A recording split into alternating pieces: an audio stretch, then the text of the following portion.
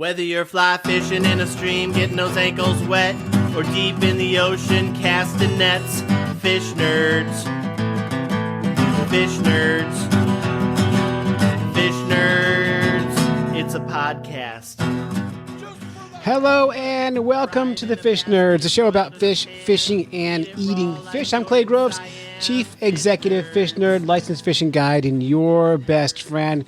Super happy to be here. It's December. We did it. We made it through November, which was National Podcast Posting Month. We posted a new podcast every single day. They're all about a minute long. They're gone now. I took them off the internet. They will be mixed into a single file and put back on again, so you don't have to listen to it 30 times. You can do it one time through when I get around to it. But anyway, thank you so much for being part of that. We had some great calls from listeners, and we appreciate you calling in and being part of it because my voice gets old for me after a while. So a kind of fun December show for you. We're getting ready for our holiday season, which is fun. Today on the podcast, Tim Bete is back with a brand new essay for us. Tim Bete is our effing essayist, and we love him so much. My kids, Zoe and Sammy, are with me. We are going to do a little experiment with TunO. We're going to do a little taste test. We're going to try to find out, can we tell TunO, which is a plant-based tuna fish, from real tuna fish? We did a double-blind study, so it should be, this is good sciencing here at the Fish Nerds. And we'll do the news. And also, Fish Guy Josh, who has been part of the show for a long time, we haven't heard from in over a year, is back with a new segment, a new old repeating segment called Fish Guy Follows, where he tells us the best people to follow on social media. And that'll be the whole show. And I thank you so much for being part of it. So let's get on with it. This episode of the Fish Nerds is brought to you by our friends at Spread'em. It's portable outrigger for trolling for fish. The product Spread'em is a portable outrigger for trolling. It's a one-of-a-kind adjustable assistant for hooking up multiple lines to your boat without the hassle of crossing lines. Everyone that's used the prototype has loved it, and it's great for trolling fish with any boat with your friends. More lines equals more fish. Now, our friend Michael Willett has put this together. There's a Kickstarter campaign happening right now. If you go to Kickstarter.com and just search for Spread'em, SPREAD-EM, you can check it out. Michael Willett's from Maine. He was on the show about a month ago, and they're trying to get this project off the ground, and it only has a couple days left, so make sure you get in there and give them anything you can. Help them out. That's Spread'em, the portable outrigging system for trolling on any boat. And let's jump in with an essay from our very great friend, Tim Bete.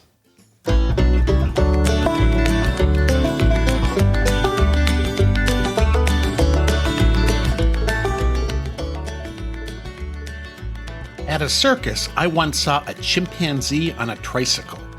And on YouTube, I've seen a dog on a skateboard and a squirrel on water skis. But those pale in comparison to what I saw last weekend while fishing. It was a deer in a kayak.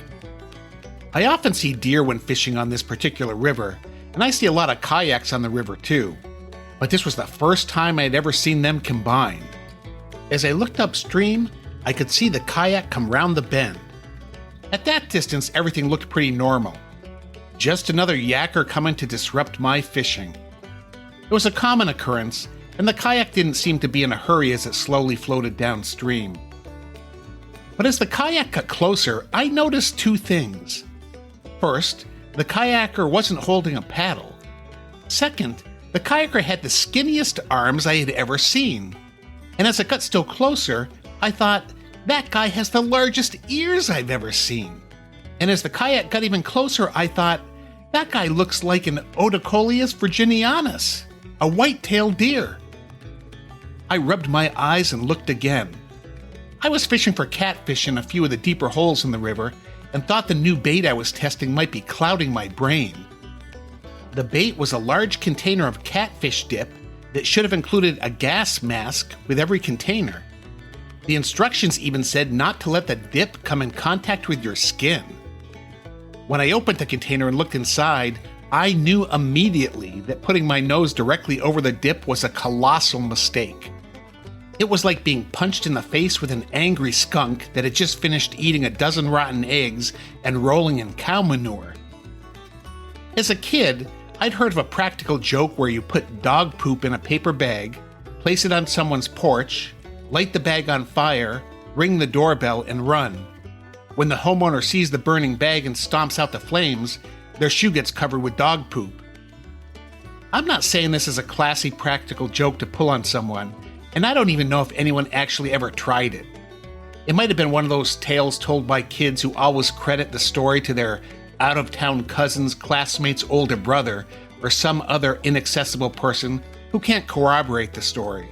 But after getting a strong right uppercut of catfish dip in both nostrils, I realized the practical joke would have been much more effective if the dog poop was replaced with catfish dip. The only problem would be that the homeowners would have to throw away their shoes and possibly tear down their porch to get rid of the smell. But back to the deer in the kayak. What had fooled me at first was that the deer was sitting upright in the kayak seat, like a person, with its hind legs in the kayak, its head held high in the air, and its front legs hanging in front of it. I knew it was hunting season, and often saw deer crossing the river and in the woods. As the kayak came close, I could also see that in the deer's lap, if deer have laps, was a bow. The deer was clearly dead, but its open eyes eerily stared straight ahead. This opportunity was too good to be true. No, I wasn't going to take the deer, but where there's a deer in a kayak, there's likely to be a frantic hunter upstream trying to catch up with it, and I was going to enjoy our conversation as much as possible. Knowing the river well, I could tell the kayak would beach itself around the next bend, so I let it continue on its way and listened for sounds coming downstream. It wasn't long before I could hear someone crashing through the shallows at the edge of the river. I would say the hunter was cursing like a sailor, but the cursing was much more like someone who had lost his kayak, deer, and bow. I just casually continued fishing. When he got close, he stopped, caught his breath, and asked, "Did you see a kayak come by here?" "Yeah," I said casually. "About a dozen kayaks have come by this morning." "This one had a deer in it," he said expectantly. "A deer?" I said, scratching my head. "Yeah," he said, "a deer." "What color was the kayak?" I asked. "What color was the kayak?" he stammered. "What difference does the color of the kayak make? It had a deer in it." "Well," I said, "quite a few kayaks have come down the river today, just trying to narrow it down. Did you know the deer?" "What do you mean, did I know the deer?" he said, getting angry. "I shot it." "What did you shoot it with?" I asked. "A bow," he said, getting exasperated with me. "But you don't have a bow," I said. His mouth opened and then closed for a second. "The deer has the bow in the kayak," he said sheepishly. "Well, why didn't you say that at the beginning?" I said, as if we were getting somewhere. "I did see a deer go by in a kayak with a bow, but I don't think it's the one you're looking for." "What do you mean?" he asked. "Well, the deer that came by sitting in the kayak with the bow was dead, and I think it was a self-inflicted wound." "Self-inflicted?" he asked. "Well, deer don't take hunting safety classes, and my guess is he didn't know how to handle the bow and shot himself, poor guy." "I shot him, he didn't shoot himself," the hunter said defensively. "Well, there's really no way to know for sure since there weren't any witnesses." "I was a witness, I shot it," he countered. "It's just your word against the word of the dead deer, and I don't think that's going to hold up in a court of law." "Where's my kayak now?" he asked. It went around the bend. It probably beached itself there. "Why didn't you stop it from going downstream?" he asked in desperation. "Well, first, I don't usually talk to kayakers who go past here, and I didn't want to get into some big conversation with a deer while I was fishing. And second, when the game warden showed up, I'm not sure he'd believe that I found the deer dead, sitting in the kayak with a bow, and me with no hunting license." "Well, you do have a point there," he said. "Yeah, I've watched enough episodes of Northwood's Law to know not to be caught with a dead deer in a kayak." "What happened?" I asked him. He shook his head. "I used the kayak to get to that island upstream. That way I left no scent getting there. Within 15 minutes I saw the deer and shot it. My plan was to put the deer in the kayak and float it down to the next bridge to take it out. I tried tying the deer to the kayak, but the deer kept falling over the edge, so I tied it into the seat. But while I was taking a leak, the kayak got away from me." "If I had $1 for every time I've heard that story," I said. "Well, you better go get your kayak and deer, and try to be more careful next time." I heard the phrase "try to be more careful next time" a lot growing up. and I found it coming out of my mouth without my knowledge. If I'd been on the Titanic, I probably would have said it to the captain as the ship was sinking. Try to be more careful next time. I'd say seeing the deer in the kayak was even better than the squirrel on water skis. My only regret is that I forgot to tell the hunter that I'd left him a present in one of the dry storage compartments of his kayak. I knew he was having a bad day and wanted to cheer him up. Besides, I was done with using my catfish dip bait and thought he might like to try it. I sure hope he finds it before next summer. Thanks so much, Tim. That was fantastic. Can't wait till next month's essay. And let's jump in. Oh, before I do that, I want to talk about, too, the Fish Nerds Book Club. We're going to be doing, coming back. Jeff Downston, our effing librarian, has picked December's book. Probably won't have the book club meeting until after Christmas. We haven't figured a date out yet for it, but it's The Feather Thief. So if you're looking for a book to read this month, The Feather Thief is our effing book club book of the month for December. So make sure you check that out, and we'll have a discussion about it coming up later in the month. Also later in the month, probably the last week of the month, we are going to do our effing tinned fish challenge. It's our yearly event where we eat tinned fishes and have a good time. And this year I'm going to involve listeners. So look for our Facebook group for an event for that, where you can be part of the show that night, where we can all eat tinned fish together and have a very good time with it. And some will be great and some won't be. And that's part of the action and fun of that. So stay tuned for that. Here is TunO experiment with my kids, Zoe and Sammy. Music, Miss Zoe, on the board today. It's this one, right? Mm-hmm.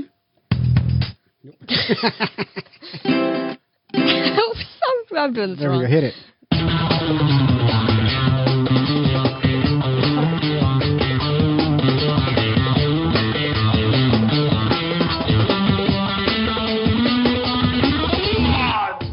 All right, fish nerds, it is the best day of your life because it's TunO tasting day here at the Fish Nerds podcast.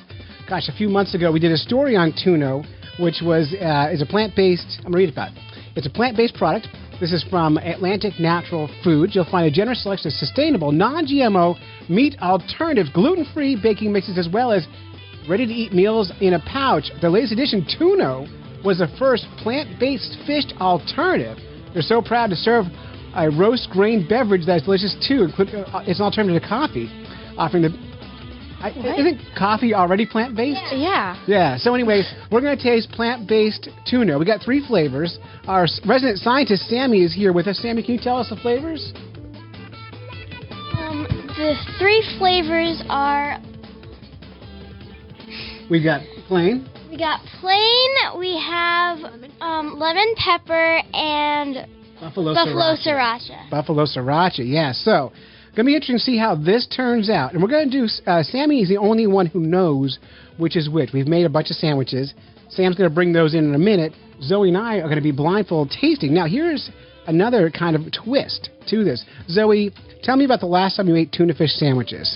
I've never eaten a tuna fish sandwich. The only time I've ever eaten tuna is when I eat sushi. Yeah, so you've never had a tuna fish sandwich before. No, I have not. So Zoe is going in completely blind with having never even had tuna fish before as a sandwich. So she will be giving a genuine taste. I happen to love tuna sandwiches, and so I'm going to be really biased. I'm going to admit that right now. So, Sam, we're going to get our blindfolds on. Can you go get the first TunO? Thanks. Blindfolds on, Zoe. On it. All right. We won't be able to read any comments because we are going to be blindfolded here. Yeah.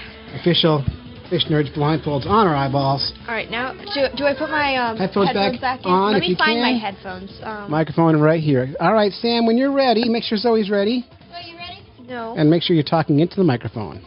TunO taste test number 1. Okay, now I'm ready. All right, Sam, don't tell us which is which. Bring them over here and put in our hands the very first taste.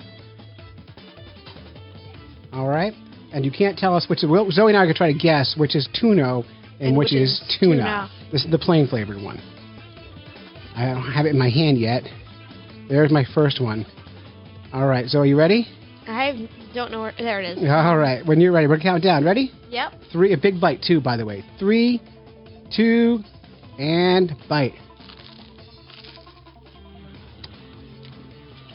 All right, that tastes almost like... What do you think it tastes like, Zoe? with cat food and bread. It definitely and has a mayonnaise. little cat food mayo flavor to it. Not terrible. A little skunky almost in the smell. So, Sam, can you put these back on the plate, please? Isn't tuna fish just cat food? Tuna fish is not nature's cat food, Sam. No, but good try. Nature's cat food. All right, bring us the other one. And then we're going to guess which one's TunO or which one's tuna. Zoe, hands up. All right. You ready, Zoe? Yes. Okay. I know I'm making a mess here, too. On one. 3, 2, and taste. That one tastes good. I like this. This one has a lot of different texture. Very different flavor, too. Here you go, Sam. Put that plate out. We'll drop them on the plate. I don't know where the plate is. Oh, Sam will right here. Wow. Plate's behind you. That one was delicious. That one tastes like you That was expected good. to taste. That was good. All right, Zoe, which one do you think was TunO? The second one. No, I don't think the second one. The first one was TunO. You think the first one was TunO, and the second one was actual tuna fish? Yes, because the second one tasted more like a meat than a Yeah, one of them definitely had the taste of food, and one did not taste like human food. No, it didn't. So yeah, that's our first guess. Sam, how are we doing so far? You guys were correct. All right. I have somehow gotten bread in my eye. You have your blindfolded. All right. How is that possible? All right. Sam, head on out and grab the next flavor, lemon pepper. Next flavor is lemon pepper, TunO versus tuna. So are you still blindfolded? I am now. I am too. I somehow got bread in my eyes. Yeah, I don't know. I Sam, don't think that's possible. go get that TunO. You guys ready? Yeah. You don't have to give them the same order. You can do any order you like. Okay? What if I give you guys different ones at different times? As long as you can keep track. That's fine. I don't feel so good already. I just burped, and the smell that came out of my mouth is unlike... It's so bad. I'm like, oh, TunO. Zoe, Oh, don't hit me. hands up. Okay. All right, we got our first bite here. This is lemon peppered flavor, either tuna or TunO. You ready, Zoe? It smells like pepper. It does smell good. 3, you ready? Yes. 2, 1, taste. That's a powerful lemony pepper taste on that one.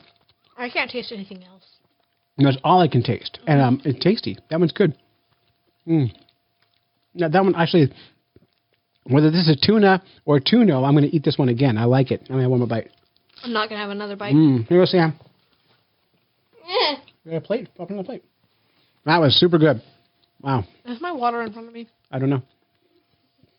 Where's That's the computer. Where's the next one, Sam? Don't click anything. Don't spill that water, or I will spill you. All Zoe, right. it's coming. Sam, help her with that water. All right. Now we're on taste number 2 of the lemon pepper. And you ready, Zoe? Yes. All right. On 3. Well, on 1. 3, 2, 1, bite.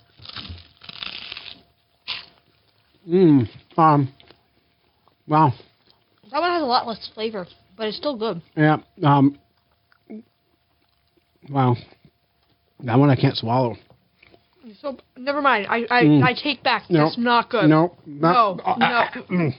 No. Does anyone have a napkin? You gotta swallow it on napkins. Oh my God. Here, Sam, take this, please. Oh God. Ugh. Ugh. Whatever that one was, it wasn't food. My eyes are watering. My. And my. Zoe, Oh. Thank you. Oh my goodness. I didn't bring any palate cleanser because I'm going raw. All right, Sam, I have a guess on which is which. Zoe, do you have a guess? Oh yeah. Yeah, what do you think? The second one was the TunO. That's my guess too. The second one did not taste like a food item that a human that should wasn't eat. food. That wasn't food. Yeah. That was. sorry, Zoe, but yours, the first one was TunO, and Dad's, the second one was TunO. So I was right. You were wrong. You like the gross stuff. Ugh. Oh. Well, it didn't taste like tuna at all. The second one tasted so bad. Well, The second one was the gosh. tuna, Zoe. It didn't taste good. that's really funny how different our taste buds are. All right, the next one's going to be buffalo sriracha. And this one's actually kind of tricky because the TunO was sriracha flavor. The tuna is buffalo because I could not find a sriracha tuna at the supermarket, so we had to kind of swap it out. These were You going should to have just gotten a buffalo TunO.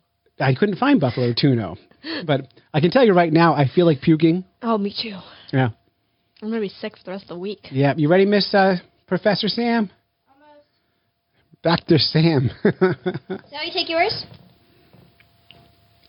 Charlie, see what you just dropped on my leg. Try to get it in my hand, Sam. Dropped on your All right. And this is It's cold. this is buffalo, either buffalo or sriracha, tuna or TunO. We don't know which is which. So ready, Zoe? No, not This really, one's going to but be yeah, let's do spicy. this. Yeah, I don't like Okay. spicy. Awesome. Ready? 3, 2, bite.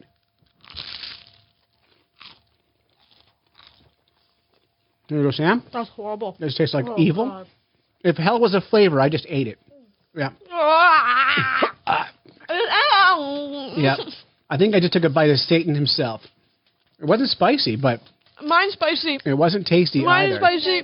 Mine is spicy. All right, where's taste number 2? That first one was not spicy at all. Okay. Where's my second one? The second one's right Oh, mine's Thanks. spicy. I can't find the table. There it is. here. Like, I'm gonna spill it Are you on ready, the- Zoe? I don't have my bread. Oh, Sam has to take care of you. There we Yeah, I go. gave it to Now you. I'm ready. My mouth is never going to heal. All right, let's do this. 3, you ready, Zoe? 3, 2, and bite. There you go, Sam. Oh, that is delicious. Oh, I got it on That my was good. finger. That is good. A little This one's spicy? good. That was super spicy. I like that. Mine's a lot less spicy. I Wow. like it much better. Okay. That's because I don't like spicy things. All right, can I at all. guess which ones you just had, Zoe? Yeah. Sam, tell me if I'm right. I think Zoe's first one was the buffalo tuna, and her second one was the sriracha TunO. And for me, it was the opposite. Yep. I definitely can tell tuna from TunO. You can't. I can't. All right, let's take these blindfolds off. Woo, man. Okay, so taste test is completed. A little bit sweaty here on the eyes from the buffalo. Stinks in here, and I got tuna on my sock. All right. It was not good. All right. So, wow, that was nice. That was nice plant-based TunO. That was so bad. Coming out Oh, of it, gosh. here's what I think, Zoe. I think I am not going to eat TunO ever again because Oh, it tastes me either. like. But It's like cat food. talking to the microphone, It's like cat food. but I'm also going to say you seem to like the TunO more than Yeah, the tuna. the second one, Zoe liked it better. Yeah, I didn't. Well, I liked the second one better because the first one punched me. it was like a punch in the So- face. But on the second round, you liked the tuna better. Yep. All right. So, and that is our TunO taste test. And to wrap it up, TunO is a plant-based tuna product. It's a fish alternative. It's new on the market this year, and it's supposed to be an alternative to tuna fish for sandwiches and things like that. I would be all in on it if it tasted like tuna at all. But for me, it did not taste like actual human food. Zoe seemed to like it. All right. Well, thank No, you, that Zoe was and not Sam. All right. All right. Play us out. Get some music for us out of here. Hit the music. All right, fish nerds out. Say bye, Sammy. Bye, Sammy. Say bye, Zoe. Bye. Bye.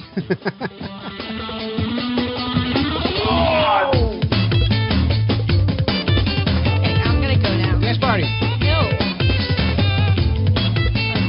Ah. Everybody wants to know what? Everybody's gotta know what? What this guy follows. Welcome, fellow fish nerds, to the latest edition of Fish Guy Follows with me, your host, Fish Guy Josh, where we take a look at some of the fishiest things in social media, including Instagram, Facebook, Twitter, YouTube, you name it, we cover it.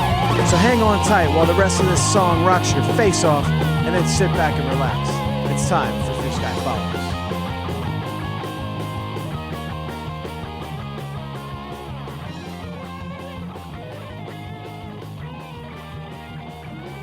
Greetings, fellow fish nerds. Fish Guy Josh here, back with another edition of Fish Guy Follows. Today we're hopping on my favorite platform, Instagram, and we're checking out one of my favorite accounts to follow, and that's ACK Sharks. That's just the letters ACK and the word sharks. Now, the mastermind behind ACK Sharks is Elliot Sudal. Now, this guy is got one heck of a job. Basically, he does charter shore fishing for giant sharks. And what he's done is he's turned this money-making venture into a research project as well, as he's now part of the NOAA Apex Predators tagging program, which is the largest shark tagging program in the world, and has been going on for about 55 years. So it's for a really good cause, and it's a lot of really good action. Some of the posts this guy puts on here are just really epic photos of sharks. huge sharks coming in, mostly from the beach, sometimes from the boat. And even more interesting to me is some of the great shots of him actually digging into the sand and reeling in some of these monsters and the equipment that he's using. We're talking like huge 15-foot rods, gigantic reels, and huge chunks of fish, like half a bluefish. Just really massive gear, massive equipment, massive bait. It's all really interesting to see. And he's a really good follow. He's also known throughout the internet. There's a lot of interviews and articles about him out there. He's known just as much for being incredibly fit and ripped as he is a shark angler. So if that's your thing, then he's pretty easy on the eyes. And if fishing's more your thing, trust me, you won't be disappointed. You're going to see a lot of great action on here, a lot of cool sharks. Just an all-around great follow. Can't stress enough what a really cool follow this is on Instagram. So if you're not already on there, get on there and follow ACK Sharks. That's the letters ACK and the word sharks. You're getting a lot of great pictures from Nantucket, Captiva, Florida, and the Bahamas of this guy, Elliot, just tearing it up on giant sharks, rays, tuna, all kind of epic fishing. Really good follow. You won't be disappointed. And don't forget, you can always follow me, Fish Guy Josh, on all my platforms, Instagram, YouTube, Twitter, Facebook. And I'll see you on the next go-round. News, fish in the news. Everybody loves their fish in the news. And it's time for Fish in the News. So let's jump right in. Our first article is from Business Insider. And the headline is, Why You Should Never Release Your Pet Goldfish into the Wild. You should know this already without us telling you this, but I'll read you the article. We'll talk about it. Goldfish may look small and cute in your home, but in the wild, it's a different story. Releasing them into your local stream or lake is a bad idea. Right now, Washington State is fighting off an invasion of goldfish. It's true, they're taking over the whole state. Thousands of goldfish have infested West Medical Lake. Medical Lake? Is that a place you want to fish? And they're crowding out native fish populations. How'd this happen? The Department of Fish and Wildlife thinks that a few irresponsible pet owners are to blame. And while the goldfish may have cost the owners a few dollars, this mess is going to cost the state an estimated $150,000 to try and remove these feral fish. That's a fun sentence. But this isn't the only place it's happening. Goldfish are invading lakes and streams worldwide, and it's our fault. So don't do it. If you have a goldfish and you let it go, it can wreck the environment. Goldfish were first selectively bred in China 2,000 years ago for food, if you can imagine. By the 14th century, goldfish had been promoted from our meals to entertainment, and it wasn't long before pet owners helped them spread across the world, eventually reaching North America by the 19th century. But anyway, don't let them go. They destroy everything. And the reason I'm reading this is because I was trying to think back to as a kid, and I used to use goldfish for fishing bait. We had these ponds in New Jersey out behind my house. We called them Crazy Crown. They were just big man-made ponds. And we didn't have any local bait shops, but we had a local pet store, and feeder goldfish were 10 cents a piece. And so we used to go up there, and with a buck, and we'd buy 10 feeder goldfish, and then head over to that pond, and we'd chuck them in on a hook, and we would catch bass and sunfish and all the things. And then at the end of the day, we would just dump them all in those ponds, which, I was a kid, so I didn't know any better, but now I do know better. It's a very terrible idea.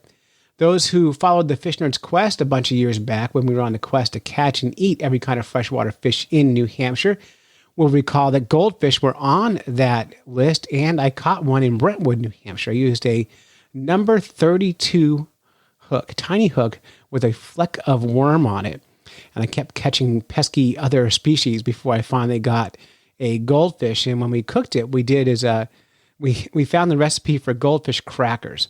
So I roasted the goldfish in the oven, and I ground it up into the cracker dough, and we made goldfish crackers. So it was crackers squared, cracker. And what we did, or goldfish squared, goldfish. And what we did was we cut them into goldfish shapes, and then we did a presentation to the library in Stratham, New Hampshire, and to the trustees, and we were talking about these goldfish and our quest to catch all the fish in New Hampshire, and we fed them these goldfish crackers. So they were part of the people who ate the goldfish. So I don't know if anyone else is eating goldfish besides people at a college, a fraternity, but there it is. You have it. That is, don't eat goldfish. Don't let goldfish go in the wild. Bad mojo. I've also heard about people doing the same thing with with piranha and other kind of fish, letting them go. It's always bad mojo because those fish find their way around. That's our first story. And the second story is from the dailymail.co.uk. One leg up, rare 9-legged octopus is discovered by Japanese fishermen who noticed the extra appendage while boiling the creature for dinner. Oh no! A fisherman discovered a rare phenomenon while making dinner. One of the octopuses boiling in a pot had 9 legs. The octopus, which has an extra limb emerging midway from one of its 8 other legs, was found in Shizuoka Bay in the town of Minamanskriku in, I hate this, Miyagi Prefecture. Why am I reading this? I can't read these words. Scientists suggest the extra appendage may have grown when the creature was regenerating a lost leg, so it just got doubled down. Although the octopus did not make it out alive, it is set to be showcased at the Shizuoka Nature Center for public viewing. The reddish color octopus measures a little over 15 centimeters long and was one of among 4 caught by a trap by Kazuyu Sato, who cultivates them in a seaweed in the town. Sato took the catch home to his mother, who noticed something strange when placing them in the pot. One of them had an extra leg. The 9-legged octopus had the extra limb in the middle of its 3rd leg on its left side. So there you go. A 9-legged octopus. Or maybe they're just changing. Maybe they're evolving. Soon they'll have 10, and then they'll take over the world. Octopuses.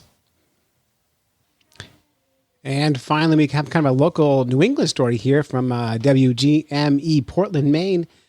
More endangered salmon appear to have returned to key Maine rivers this year. Atlantic salmon only returned to a handful of rivers in the U.S., and they're all in Maine. The Bangor Daily News reported an unofficial count of salmon at the Milford Dam on the Penobscot River found 1,600 of the fish.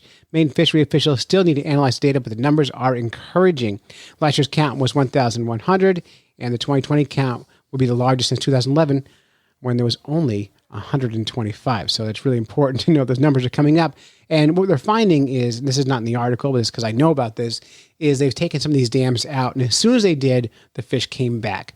And that's the whole message. For years, they've been messing around with fish ladders and fish elevators and fish bypasses. And for Atlantic salmon, it hasn't worked out for them because they would get past those bypasses and then they would hit other dams or other impassable rivers.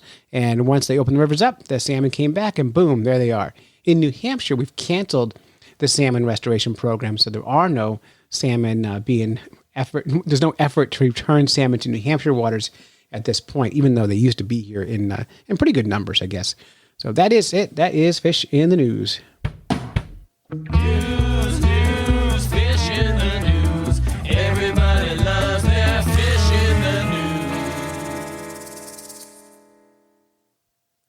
And before I go, I want to announce we're going to get back to our monthly question of the month, where every month we give out a question and you guys, listeners, call in and we use it on the show. This year, because we're ending out 2020, we're going to do our annual Fishy New Year's resolution. What is your fishy New Year's resolution? Give us a call, 607-378-FISH, and just tell us your resolution. It should sound like this. Hello, my name is Joe, and my fishy, tell us where you're from. Like, I'm Joe, I'm from New Jersey, and my fishy New Year's resolution is to catch a shark on a fly, or whatever it is. And if you got a show you want to plug or a podcast you make or a YouTube channel, you can certainly do that too. 607-378-FISH, and we need those by Christmas so I can mix them into our New Year's show, and I will enter all those calls into a hat and draw them out for a Fish Nerds prize package that'll include a brand new Fish Nerds beanie, so that'll be fun.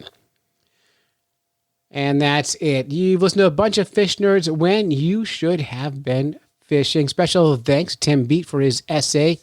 Thank you to Zoe and Sammy, my kids, for helping with the TunO experience. We really appreciate Fish Guy Josh for Fish Guy Follows. Also, thank you to our musicians, Wally Pleasant for making our theme music, and Diana's Bath Salts for doing our segment on the news. And that's it. Until next time, follow the code of the Fish Nerds, spawn early and often, never trust a free lunch with strings attached, and swim against the current every chance you get. Whether you're fly fishing in a stream, getting those ankles wet, or deep in the ocean, casting nets, Fish Nerds. Fish Nerds. Fish Nerds. It's a podcast. podcast. Just for the halibut. Fried in a basket or broiled in a pan. Eat it raw like you're in Siam. Fish nerds. Fish nerds. Fish nerds. It's a podcast.